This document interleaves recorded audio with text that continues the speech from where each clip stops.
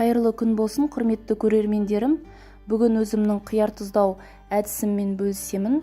Мен көбіне 1-1,5 литрлік банкаларға жабамын. Сіздер де осылай жауып көріңіздер. Менімен бірге дайындаңыздар.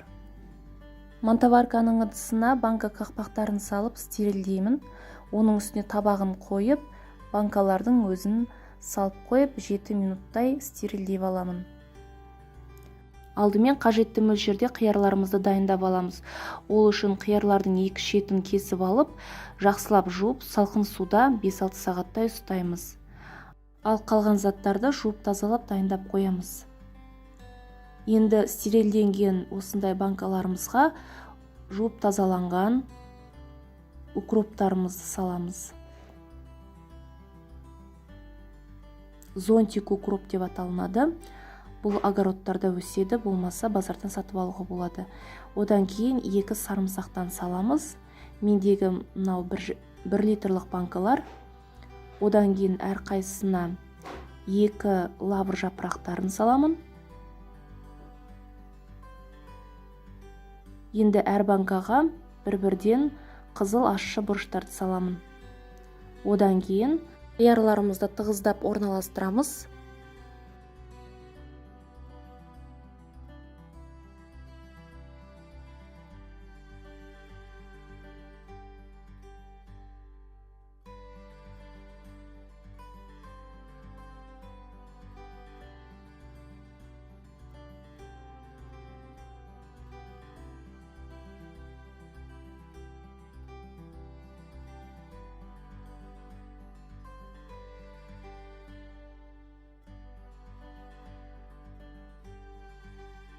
Қиярларды орналастырып болғаннан кейін үстінен қайнап тұрған ыстық суды құямыз.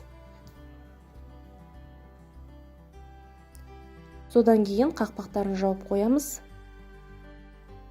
Енді 20 минутқа үстін орамалмен жауып қоя тұрамыз.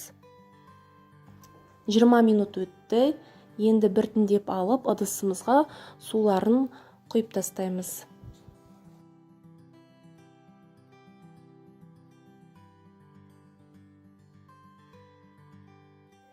Қайтадан банкаларымызға ыстық қайнап тұрған суды құйып шығамыз.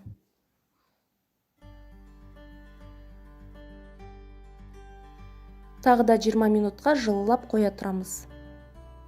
Міне 20 минут өтті, енді біртіндеп суларымызды құйып шығамыз. Бұл суық бізге қажет болмайды, сондықтан оны төгіп тастауға болады.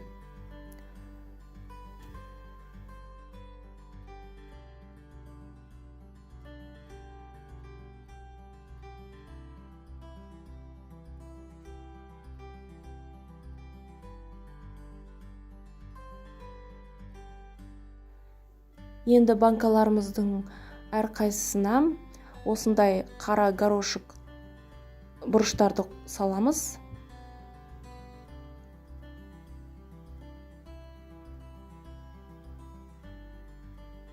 Одан кейін 1 литрлік банкаға 1 үлкен ас қасықпен толтырмай тұз саламыз. 1,5 литрлік болса 1,5 қасық, 2 литрлік болса 2 қасық салу керек. Кішкентай шай қасықпен 1 қасықтан уксус құйып шығамыз. Уксус бізде 70%. Одан кейін қайнап тұрған ыстық суды құямыз. Крышкаларын жабамыз енді. Крышкаларын жапқаннан кейін қайтадан тексеріп, төңкеріп қарау керек болады. Себебі егер су шығып тұратын болса, дұрыстап жабу керек.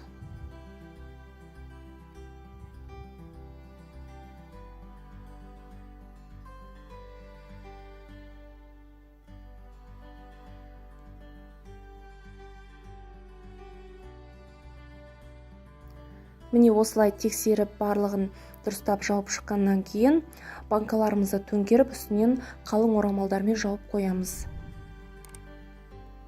Каналыма бұрын-соңды жазылмаған болсаңыз жазылып, қоңыраушаның белгісін басып қойсаңыз, жаңа рецептерді көретін боласыздар.